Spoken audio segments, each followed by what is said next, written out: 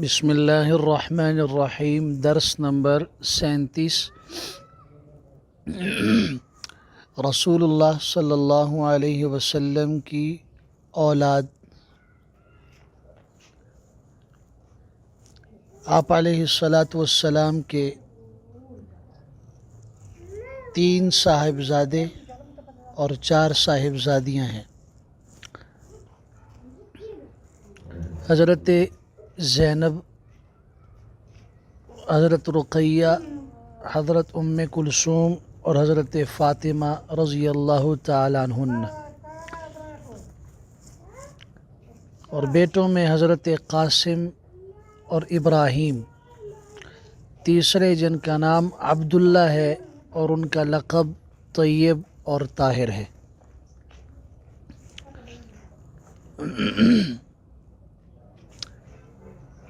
ان میں سے حضرت ابراہیم حضرت ماریہ قبطیہ رضی اللہ تعالی عنہ کے شکم سے پیدا ہوئے تھے۔ باقی تمام اولاد سیدہ ام المؤمنین حضرت خدیجۃ الکبریٰ رضی اللہ تعالی عنہ کی اولاد ہیں۔ حضرت قاسم، یہ سب سے پہلے حضرت خدیجہ رضی اللہ تعالی عنہ کے بطن مبارک سے پیدا ہوئے، اور ان کی پیدائش آپ علیہ الصلاۃ والسلام کے اعلان نبوت سے پہلے کی ہے۔ حضور اقدس صلی اللہ علیہ وسلم کی کنیت ابو القاسم انہی کے نام پر ہے۔ جمہور اہل علم فرماتے ہیں کہ یہ پاؤں پر چلنا سیکھ گئے تھے کہ ان کی وفات ہو گئی، اور ابن سعد رحمۃ اللہ تعالی علیہ فرماتے ہیں کہ 2 برس کی عمر میں کچھ حضرات نے 17 ماہ کا بھی نقل کیا ہے۔ دوسرے بیٹے ہیں حضرت عبداللہ، ان کا لقب طیب اور طاہر ہے۔ یہ اعلان نبوت سے پہلے مکہ معظمہ میں پیدا ہوئے اور بچپن میں وفات پا گئے۔ حضرت ابراہیم، یہ حضور اقدس صلی اللہ علیہ وسلم کی اولاد مبارکہ میں سے سب سے آخری فرزند ہیں۔ یہ ذی الحجہ سن 8 ہجری میں مدینہ منورہ کے قریب مقام عالیہ میں حضرت ماریہ قبطیہ رضی اللہ تعالی عنہ کے شکم مبارک سے پیدا ہوئے۔ اسی لیے مقام عالیہ کا دوسرا نام مشربہ ابراہیم بھی ہے۔ ان کی ولادت کی خبر حضور اقدس صلی اللہ علیہ وسلم کے آزاد کردہ غلام حضرت ابو رافع رضی اللہ تعالی عنہ نے مقام عالیہ سے مدینہ منورہ آ کر حضور اقدس صلی اللہ علیہ وسلم کی خدمت میں سنائی۔ یہ خوشخبری سن کر حضور اقدس صلی اللہ علیہ وسلم نے انعام کے طور پر حضرت ابو رافع رضی اللہ تعالی عنہ کو ایک غلام عطا فرمایا۔ اس کے بعد فوراً ہی حضرت جبرائیل علیہ السلام نازل ہوئے اور آپ کو یا ابراہیم یا ابا ابراہیم کے نام سے پکارا۔ حضور اقدس صلی اللہ علیہ وسلم بے حد خوش ہوئے۔ ان کے عقیقے میں 2 مینڈے آپ علیہ السلام نے ذبح فرمائے اور ان کے سر کے بال کے وزن کے برابر چاندی صدقہ فرمائی، اور ان کے بالوں کو دفن کرا دیا اور ابراہیم نام رکھا۔ پھر ان کو دودھ پلانے کے لیے حضرت سیف رضی اللہ تعالیٰ عنہ کے سپرد فرمایا۔ ان کے شوہر حضرت ابو سیف رضی اللہ تعالیٰ لوہار تھے۔ آپ علیہ الصلاۃ والسلام کو حضرت ابراہیم سے بہت زیادہ محبت تھی، اور کبھی کبھی آپ ان کو دیکھنے کے لیے تشریف لے جایا کرتے تھے۔ چنانچہ حضرت انس رضی اللہ تعالیٰ عنہ کا بیان ہے کہ ہم رسول اللہ صلی اللہ علیہ وسلم کے ساتھ حضرت ابو سیف کے مکان پر گئے، تو یہ وہ وقت تھا کہ حضرت ابراہیم جان کنی کے عالم میں تھے۔ یہ منظر دیکھ کر رحمت دو عالم صلی اللہ علیہ وسلم کی آنکھوں سے آنسو جاری ہو گئے۔ اسی وقت حضرت عبد الرحمن بن عوف رضی اللہ تعالیٰ عنہ نے عرض کیا، رسول اللہ، کیا آپ بھی روتے ہیں؟ آپ علیہ السلام نے فرمایا، اے عوف کے بیٹے، یہ میرا رونا ایک شفقت کا رونا ہے۔ اس کے بعد پھر دوبارہ جب چشمان مبارک سے آنسو بہے تو آپ کی زبان مبارک پر یہ کلمات جاری ہوئے کہ ان العین تدمع والقلب يحزن ولا نقول إلا ما يرضى ربنا وإنا بفراقك يا إبراهيم لمحزونون۔ آنکھ آنسو بہاتی ہے اور دل غمزدہ ہے، مگر ہم وہی بات زبان سے نکالتے ہیں جس سے ہمارا رب راضی ہو، اور بے شک اے ابراہیم ہم تمہاری جدائی سے بہت زیادہ غمگین ہیں۔ جس وقت حضرت ابراہیم کا انتقال ہوا اسی دن سورج میں گرہن لگا۔ عربوں کے زمانے میں، زمانہ جاہلیت کا یہ عقیدہ جمع ہوا تھا کہ کسی بڑے آدمی کی موت سے چاند اور سورج کو گرہن لگتا ہے۔ چنانچہ بعض لوگوں نے یہ خیال کیا کہ غالباً سورج گرہن حضرت ابراہیم کی وفات کی وجہ سے ہوا ہے۔ آپ علیہ السلام نے اس موقع پر خطبہ ارشاد فرمایا جس میں جاہلیت کے اس عقیدے کا رد فرماتے ہوئے ارشاد فرمایا کہ ان الشمس والقمر آیتان من آیات اللہ لا ينكسفان لموت احد ولا لحیاته فاذا رأيتموها فادعوا الله وصلوا حتى ينجلي، کہ بے شک چاند اور سورج اللہ کی نشانیوں میں سے ایک نشانیاں ہیں، کسی کے مرنے یا جینے سے ان دونوں میں گرہن نہیں لگتا۔ جب تم لوگ گرہن کو دیکھو تو دعائیں مانگو اور نماز کسوف پڑھو یہاں تک کہ گرہن ختم ہو جائے۔ حضور اقدس صلی اللہ علیہ وسلم نے یہ بھی فرمایا کہ میرے فرزند ابراہیم نے دودھ پینے کی مدت پوری نہیں کی اور دنیا سے چلا گیا، اس لیے اللہ تعالیٰ نے اس کے لیے جنت میں ایک دودھ پلانے والی کو مقرر فرمایا ہے جو مدت رضاعت بھر اس کو دودھ پلاتی رہے گی۔ ایک روایت میں ہے کہ حضور اقدس صلی اللہ علیہ وسلم نے حضرت ابراہیم کو جنت البقیع میں حضرت عثمان بن مظعون رضی اللہ تعالیٰ عنہ کی قبر کے پاس دفن فرمایا اور اپنے دست مبارک سے ان کی قبر پہ پانی کا چھڑکاؤ فرمایا۔ حضرت زینب رضی اللہ تعالیٰ عنہ یہ حضور اقدس صلی اللہ علیہ وسلم کی صاحبزادیوں میں سب سے بڑی تھیں۔ اعلان نبوت سے 10 سال قبل جبکہ حضور اقدس صلی اللہ علیہ وسلم کی عمر مبارک 30 سال تھی، مکہ مکرمہ میں ان کی ولادت ہوئی۔ یہ ابتدائے اسلام ہی میں مسلمان ہو گئی تھی اور جنگ بدر کے بعد حضور اقدس صلی اللہ علیہ وسلم نے ان کو مکہ مکرمہ سے مدینہ منورہ بلا لیا تھا اور یہ ہجرت کر کے مکہ سے مدینہ تشریف لے گئی۔ اعلان نبوت سے قبل ان کی شادی ان کے خالہ زاد بھائی ابو العاص بن ربیع سے ہوئی تھی۔ ابو العاص حضرت خدیجہ رضی اللہ تعالیٰ عنہ کی بہن حضرت حالہ رضی اللہ تعالیٰ عنہ کے بیٹے تھے۔ حضور صلی اللہ علیہ وسلم نے حضرت خدیجہ رضی اللہ عنہ کی سفارش سے حضرت زینب کا نکاح ابو العاص کے ساتھ فرمایا۔ حضرت زینب تو مسلمان ہو گئی مگر ابو العاص شرک اور کفر پر اڑا رہا۔ رمضان سن 2 ہجری میں جب ابو العاص جنگ بدر سے گرفتار ہو کر مدینہ آئے اس وقت تک حضرت زینب رضی اللہ تعالیٰ مسلمان ہوتے ہوئے مکہ مکرمہ میں ہی مقیم تھی۔ چنانچہ ابو العاص کو قید سے چھڑانے کے لیے انہوں نے مدینہ میں اپنا وہ ہار بھیجا جو ان کی ماں حضرت خدیجہ رضی اللہ تعالیٰ عنہ نے ان کو جہیز میں دیا تھا۔ یہ ہار حضور اقدس صلی اللہ علیہ وسلم کا اشارہ پا کر صحابہ کرام نے حضرت زینب کے پاس واپس بھیج دیا اور حضور صلی اللہ علیہ وسلم نے ابو العاص سے یہ وعدہ لے کر ان کو رہا کیا کہ وہ مکہ پہنچ کر حضرت زینب رضی اللہ تعالیٰ عنہ کو مدینہ منورہ بھیج دیں گے۔ چنانچہ ابو العاص نے وعدے کے مطابق حضرت زینب رضی اللہ تعالیٰ عنہ کو اپنے بھائی کنانہ کی حفاظت میں بھیجا۔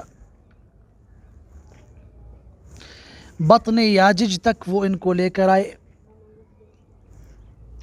اور پھر وہاں سے حضرت زید بن حارثہ رضی اللہ تعالیٰ عنہ اور ایک انصاری ساتھی موجود تھے، وہ ان کو لے کر اپنی حفاظت میں مدینہ منورہ لے آئے۔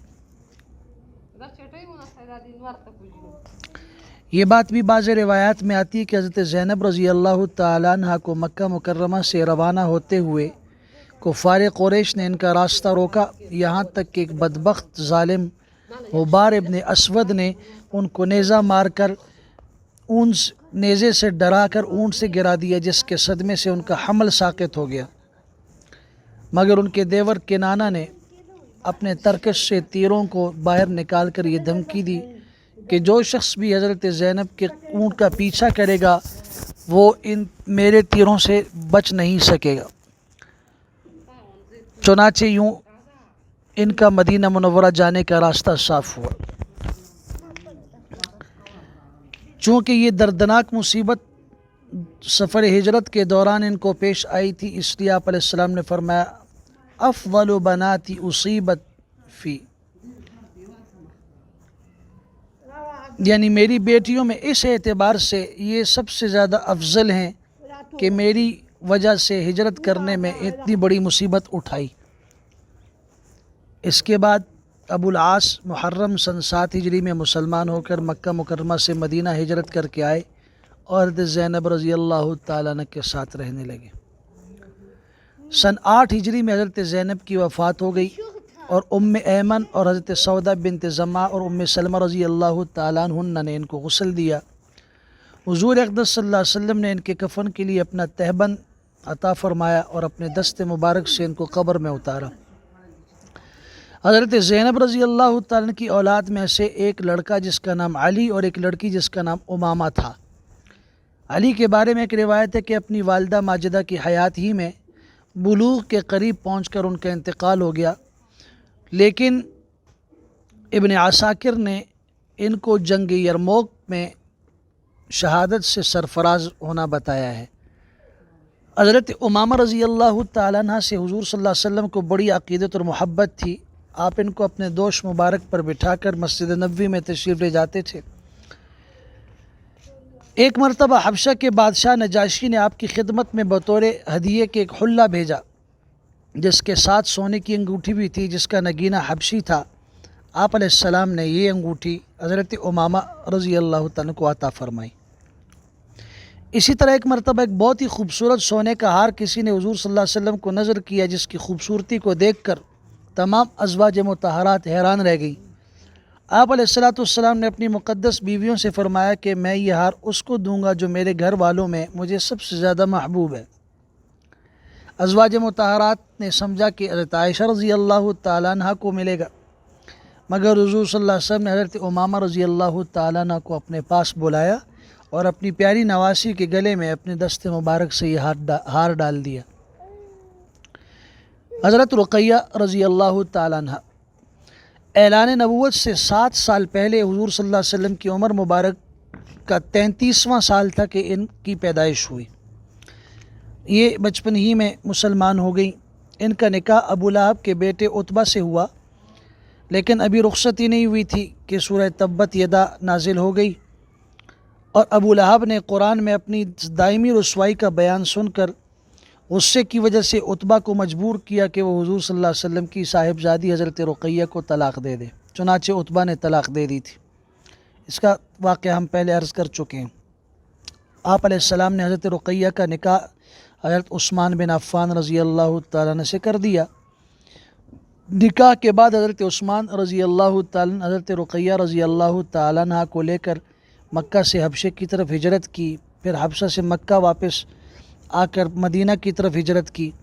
اس لیے یہ دونوں میاں بیوی صاحب الہجرتین یعنی 2 ہجرتوں والے کہلاتے ہیں۔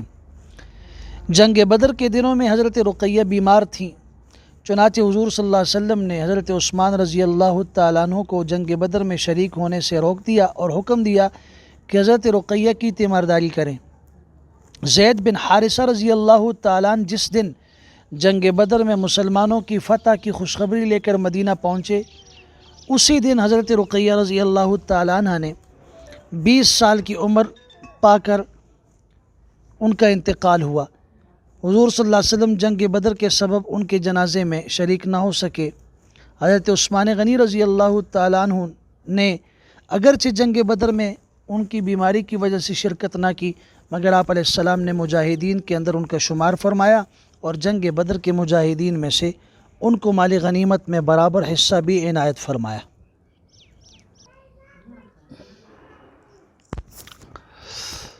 حضرت رقیہ رضی اللہ تعالیٰ عنہ کے شکم مبارک سے حضرت عثمان غنی رضی اللہ تعالیٰ عنہ کا ایک بیٹا جن کا نام عبداللہ تھا وہ بھی پیدا ہوئے۔